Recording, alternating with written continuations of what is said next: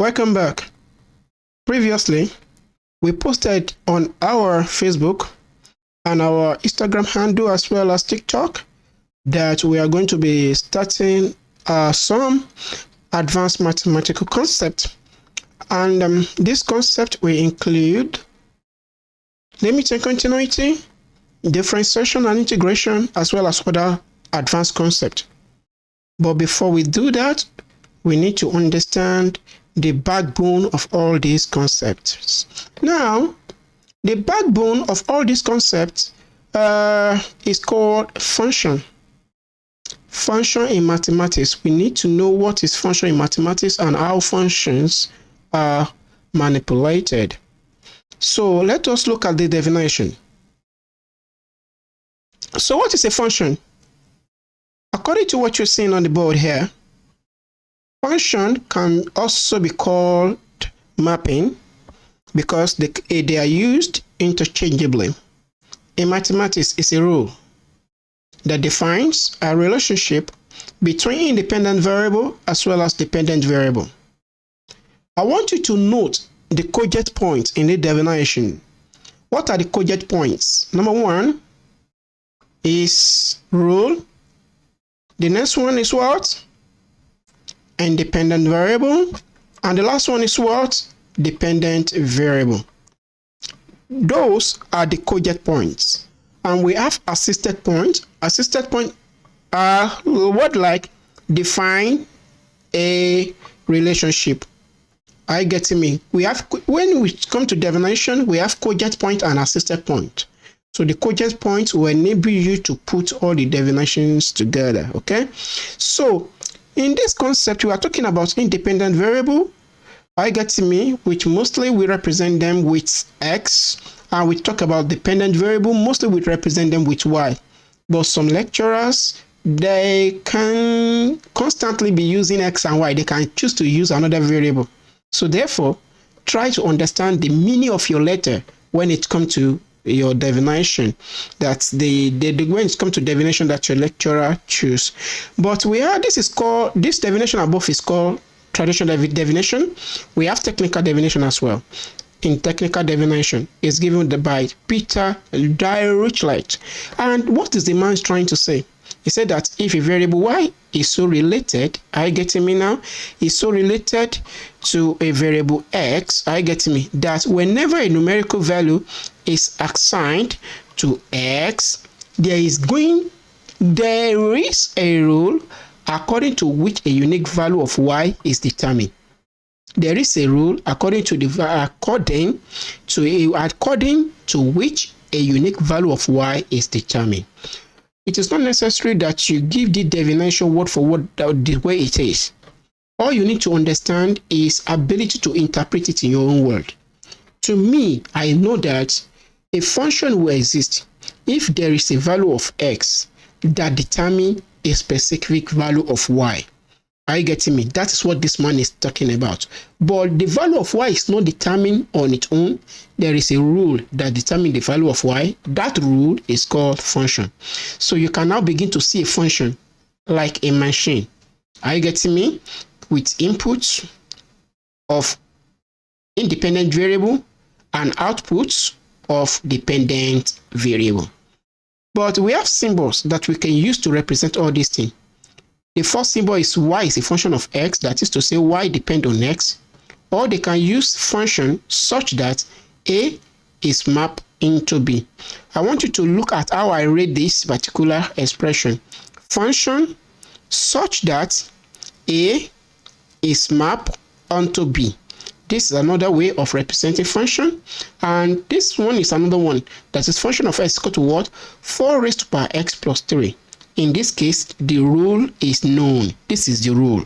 But for the others, the rule is not known. Are you getting me? So when it comes to function, you need to understand the terms that is associated with x-axis as well as the terms that is associated with what? Y-axis, which is our what? Independent variable and dependent variable. Are you getting me? So simply put, what we have here is that when we have a single value of y, we call it input. When we have single value of when we have single value of x, we call it input. When we have single value of y, we call it output. You know that s come before y alphabetically. So now we have domain. Domain is a set of values of x, while the range, also known as image, they are the set of value of y. We have pre-image. Another word for pre-image, I can say that it's object, just like your physics. This object image in your Ayakuwa physics, are you getting me? And Lamlad physics. So in that case, we have pre-image, we have a, which is also known as inverse image. This, when it comes to this pre-image or inverse image, we are talking about particular terms that are associated with x, and it has to do with what? It refers to the set of all possible values that, when fed into a function, produce a specific output value. Are you getting me? And we have our domain. But please, as I'm reading this thing, there are some cogent points that you need to underline. Are you getting me now? There are some cogent points that you need to underline.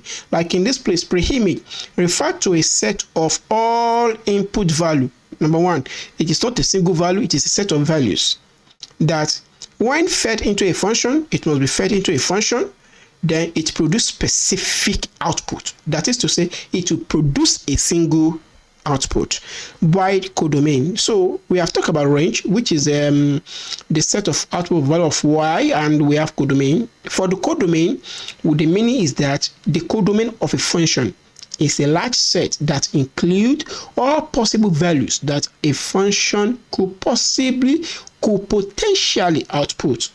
But you may not understand the meaning of could potentially output. But let us assume a scenario like you have an equation of y is equal to 1 over x. Are you getting me? And you are given a range of x. You are given domain of x, which is, let's say, it's number from -5 to +5. Are you getting me? From -5 to +5. Within that range, 0 is there. And if you look at 1 over 0, that is infinity. That is not a defined value. So that value can never be potential output because it's out of range. So whenever we are talking about possible collection of number of potential value that we can output, we are talking about domains. So when it comes to this concept, there are some particular mathematical notation that you need to understand, and these are the list of them. Please look at them, understand their meaning, because they are the important tools that we are going to be using to shape out mathematical expression. So this is the remaining one. Now, let us try to look at some examples when it comes to functions that we're talking about in mathematics right now. Example number 1, let's assume that we have a function of x such that defines a rule of x squared plus x.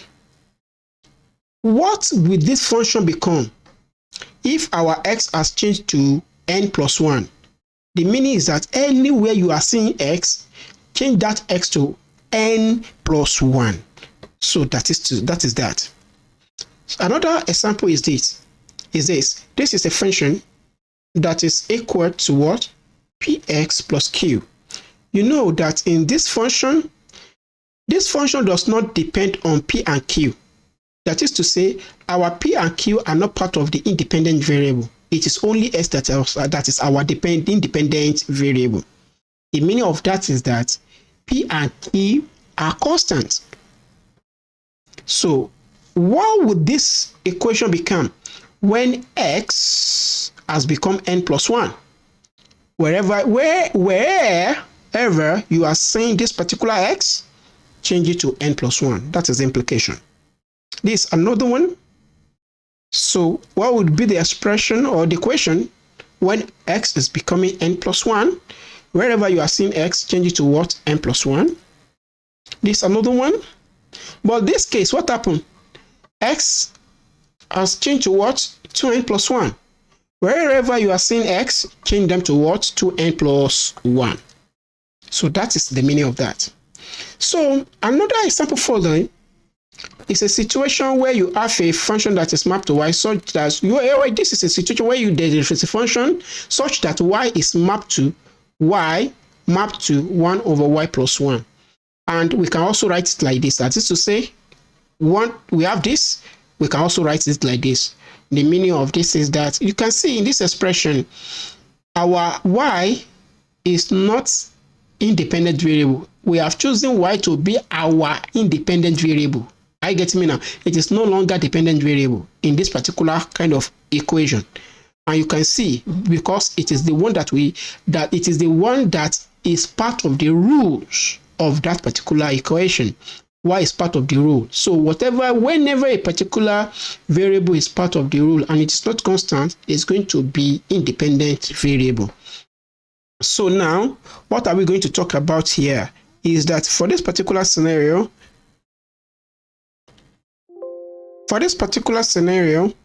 there are some particular range of values that we can be given when it comes to mathematical expression. We need to understand this range of value. So let us look at the first one here. Look at this. Whenever we have this bracket, it means this one. Are you getting me? And whenever we have this square bracket, it means this one. So we call it half open, half close. This is full open, half close. Full open, this is half open, full close. This is full close, and full open and full close. Okay, so according to the rule of mathematics, whenever we have less than, it means that the range of value is not going to include that value. For example, if you have 2 less than x, are you getting me, and less than 9, the meaning of this is that 2 and 9 are not going to be part of the range of value of x. The meaning of this is that x is between 2 and 9, but not exactly between 2 and 9. Okay, but in this case, it's something like this. So we are saying that it's exactly in between 2 and 9. Okay, because 2 and 9 is going to be part of the range. So that's the reason why I said that you must understand about mathematical signs. They are very, very important. So this one is equal to a set. This thing, this curly bracket, I get me, means that set. Okay, set of x that is element of real number such that they can use this pipe sign, or they can use semicolon, they can use colon to mean such that, okay, such that x is between a and b. Okay, x is between a and b. So what they want us to do is that for this particular equation here, they want you to write out all the range, all the possible value, I get me, of our function here, which is what? Our dependent variable. For when for when y, okay, is within the range of what? -2 and 2. In this case, you will know that -2 is not part of the answer, it's not part of the range. So we are going to start from where? -1, 0, 1, and 2. Are you getting me? 1 and 2. So automatically we take a step of 1. A step of 1 means a gap. Are you getting me? Or interval. We call it step or 1. So that is to say, after every number we are adding 1. Are you getting me now? So in this case, we have only 4 possible number within our own domain, which is what? A set of independent variable. Then the range, which is the set of dependent variable, will now come according to this particular rule. Are you getting me now? So what is the answer to this? When y is equal to -1. If I put -1 here, -1 plus 1 is equal to what? Is 0. 1 divided by 0 is equal to what? Infinity.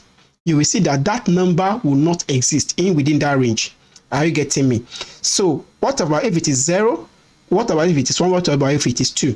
So now this is another one, function of cos p, when p is between the range of what? 0 and 360, and we take a step of 30 degree. That is to say, if the first number is 0, the next number is going to be 30, the number is going to be what? 60. So let me now show you what is very important when we are talking about range of values. Are you getting me now?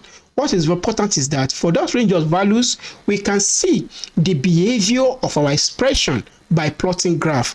And for that reason, let me show you the graph of these two equations by using my programming language. Now I have opened my programming language editor, which is Sublime. So this is a function that we want to use to show the graphical representation of our equation that we just see right now. So that is, if you look at, I want you to look at line 146 here, this particular line. This is a function of 1 over y plus 1. Are you getting me? That is the function that we want to plot. So that function, we have written it as this particular expression here. Are you getting me now? So in that scenario, what are we trying to do? We're trying to identify a canvas element in which it is on the page. Are you getting me? But I just want to show you, please, if you don't know anything about programming, just try to follow what I'm doing. It's not that complex, okay? So that is to say, there is particular element on our HTML page. That particular element, this is it. We name it canvas. You see, the ID of that element is canvas. So this element that we are targeting. There are two canvas here. This is the first canvas, while this is the second canvas. But this is the one that we want to use to display that thing. And there is another element here, which is a div. So we want to show something with this particular. We want to, so that we can know what important things that our mathematics is actually giving us. So we manipulate the width and the height. Are you getting me now? We translate it so that we translate it and scale it so that it can come to review. So now look at this one. So this is our range of independent variable, which is, we start from what? -1, Abi, and it ends to with what? 2, and we take a step. Now for this one, I have taken a step which is an interval of 0.01, but let us take a step of 1 first, okay? That step of 1, we are going to have 4 possible value, Abi. For each of these value, I am drawing how many rectangle? I am drawing rectangle for each value. Are you getting me now? I am drawing rectangle for each value. Now I am supposed to have 4 rectangle. But do you remember, out of those particular value, there is one particular output that is infinity. Remember, there is one that is infinity, and the one that is infinity is not feasible. It cannot show. So for that reason, we are not going to have how many points? We are not going to have 4 points. We are going to have 3 points because of that infinity. Okay, let us try to open this program in a browser and see what we are going to get. So the browser is coming. Now you can now see what we have. This is the canvas that we target. Okay, let me try to zoom in. So now look at this here. Do you see how many points do we have? This is the first point, second point, third point. We are supposed to have 4 points, but the one of infinity is totally out of range. So we are not going to have it within this range. So that is the reason why we are left with only 3 points. Now this is a graph that shows the model of that particular mathematical expression. But this is a situation where we take a step of 1. Are you getting me? When we take a step of 1, we have only how many numbers? We have only 4 numbers, but one of them has gone away. But if we have a range that is very, very small, it means that we are going to have many sorry, we are going to have many rectangles. Are you getting me now? So what are we talking about in that scenario? Okay, let us open our editor. Instead of having a step of 1, let us have a step of 0.1. Are you getting me? Without having a step of 0.1, how many rectangles are we going to have? We are going to have a lot of rectangles. And what does that imply? Let us try to load it. Can you see? So we have a lot of rectangles. So we have more obvious diagram that shows us what this particular graph is like in nature. So this is a graph of that particular model. You know that we have another one that is called theta, that is called P. So let us look for that one as well. I try to plot that cos P. But for the cos P, I think we are having trigonometry something. Okay, for the trigonometry expression, what are we going to be having? So this one, I think I have. Okay, this is this one. This is this one that we are talking about here. So you can see math does cos I. So our I is now our P.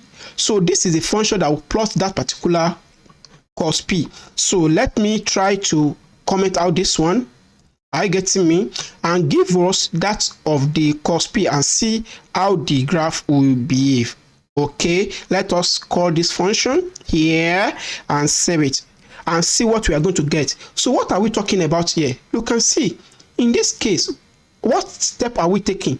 We are taking a step of 0.002, but in that particular example, they said that we should take a step of what?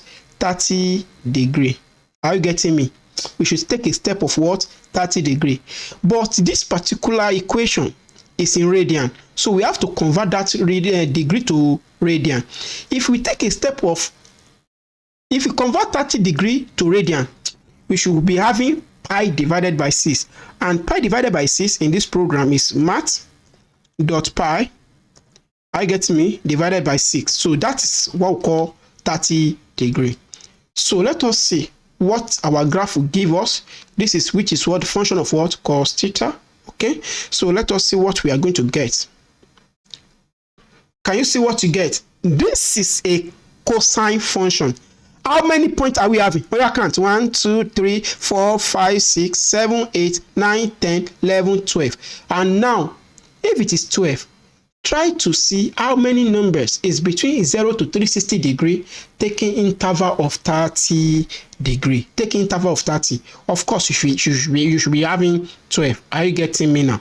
So this is the plot of the cosine function. But if we take a step that is very, very small, are you getting me? If we take a step that is very, very small, what are we going to have? We are going to have more rectangle plots. So it will appear like that. So, and you will not deny that this is a cosine wave. So this is the power of mathematics. Everything that you are seeing here is powered by mathematics. So, but there is another extra information I want to give you, which is not part of our slide, but it is the power of mathematics that enable us to do some wonders. There is a particular function, we call it Lagrange, but it is not really Lagrange's plot. Are you getting me? This is a function that plots something like our sine wave in mathematics. All student that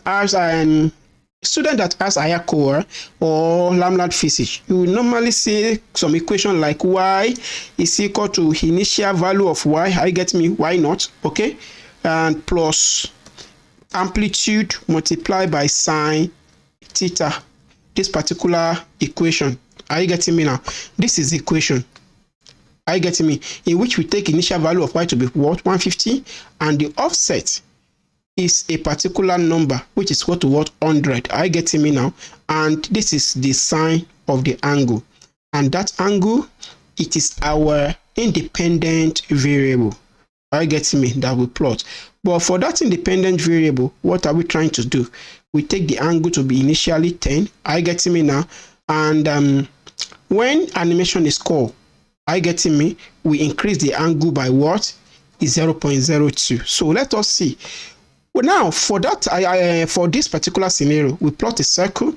Are you getting me? And we try to manipulate the position. The width of our div. You know, we are targeted to the two things. There is a div on the page, and there is our canvas on the page. In our canvas, we are trying to draw a circle, but for our div, we are trying to manipulate the width of the div. Let us see what we are going to get with this particular equation right now, and see how it will behave, so that we will know what advantage mathematics is giving us. Okay, let us see. Can you see? So it gives us an animated scenario. This is an oscillation motion, and you will not deny it that one of the equations of in oscillation motion is the equation that we just show ourselves. Are you getting me? This is what we call function and range of value. So that is that for that. I will have to go back to our lecture. Now the next one is this aspect of example that we are having here. This is a function such that x is mapped into 2x, as well as another function such that x is mapped into a square. They now want us to show that fg of x is not equal to g of fx. What is the meaning? What they want us to do? So this particular f such that we have function such that x, are you getting me now, is called f of x. Are you getting me? This arrow is equal to this, while this is equal to this. So now, if we want to put our g of x into f of x in terms of, we call it composite function. Are you getting me now? We want to compose the function. So what are we going to have? We will write it one over another so that wherever we see x here, we are going to represent it with what? We are going to replace it with g of x, and wherever we see x here, we are going to represent it with what? S squared. So, and we are going to have something like this. And at the end of the day, it means that fg of x is equal to what? 2 multiplied by s squared. The same thing is applicable to gf of x, and the answer to that is 2x everything raised to power 2. And if we simplify that, we are going to have gf of x is mapped to what? 4s squared. I believe you understand what I did here. So if you don't understand, let me try to quickly show you that, because I know you understand how we come about this. But for this, I think some students still have an issue. Okay, let us take g of x first. Our g of x, is that not it? Sorry for that handwriting because it's not perfect. Our g of x is equal to what? S squared, right? So anywhere that we see x, we want to put f of x, right? So our g of x, upper brackets, f of x, is that not it? So we are going to have it like that, and this is going to be equal to what? Anywhere that we are seeing our x. Are you getting me now? Anywhere x occur, we are going to replace it with what? The function of this particular f of x. And the function of this particular f of x, are you getting me? This particular f of x, its function is what? 2x. Okay, its function is 2x. So I will just replace this one with 2x. Okay, I will replace it with 2x, and everything will be square. Okay, everything will be square. So if you expand it, you are going to get what? 4s squared. That's how that one goes. So automatically by looking at that scenario, we are having fg of x to be equal to what? 2s squared. Is that not it? Yeah. And our gf of x to be equal to what? 4s squared. And automatically they are not equal. But in some situation, they may be equal depending on your proof. So this is an extensional example of functions. Are you getting me? So in this example, what we are having is that a function has two independent variables, which is x and y. And the rule is this. If you look at this particular example here, we know that our z and our p, they are not part of the independent variable, so automatically they are constant. So what this function will become, are you getting me? If x has become m and our y has become 1 over n. So this is what it will become. That is to say, anywhere you are seeing x, change it to what? M. Anywhere you are seeing y, change it to what? 1 over n. So everything will now map to one and other in that scenario. So there are this is aspect of expressional complexity. How does lecturer make things difficult for you to solve? Is by expressional complexity. And there are 4 basic functions that you need to know. The first one is algebra functions. The next one is exponential functions. This is a domain. So the next one is what? Logarithmic functions. Sorry. So just know that there is functions here, and we have trigonometric functions as well. Okay. So all of these functions, they have their own way of scripting. So here, this is type of algebra function, this type of exponential function, this type of logarithmic function, this type of what? Trigonometry function. You can see this function, they are very simple. Are you getting me? But how does lecturer make things complex? Number 1, they can add things together. They can add many things up. Number 2, they can put one thing into another thing. That is to say, composition method. They can put one thing into another thing. Number 3 is that they can rise one thing into power of another thing. That is the way they make things complex. By the time you look at some expression, you see that they are very complex for me to solve. But if you can just analyze the pattern of complexity, you will get what they are trying to tell you. So this is an example of complexity in that scenario where we have algebra function p put into trigonometric function. This is another one here. You can see this. If you look at this one, it is in our previous slide. What I did is like I change that x into this particular expression. I make it complex by changing. Okay, just let me go back. By changing this x, are you getting me? into this. So I just put everything here into this particular one, and that complexity just show up like that. Are you getting me? It's no more than that. So now this is another one. This is another complexity. But if you are given all of these things to integrate or to differentiate in your exam, can you tackle them?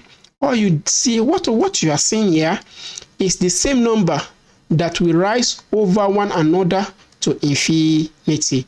There is a way we can solve this thing. So if you understand this concept, we are about to dive into the world of limit and continuity. So you'll be able to see the complexity in different kind of expression, how we are going to wrap away one expression from the other so that we can now simplify whatever they want us to simplify. Thank you for listening. Please, if you have a younger one that's trying to prepare for UTME, that student can explore abp.com.ng. It is an online platform that is mainly prepared for students that are preparing for examination like UTME, WAEC, NECO, and GC. They are going to learn extensively because we have a lot of analysis on that particular platform. But those students, they must ready to study, they must ready to know, they must get ready to know things, because we do a lot of analysis extensively. All lecture are video, and they have CTB based exercise and exam like on that particular platform. Thank you for listening. ABP.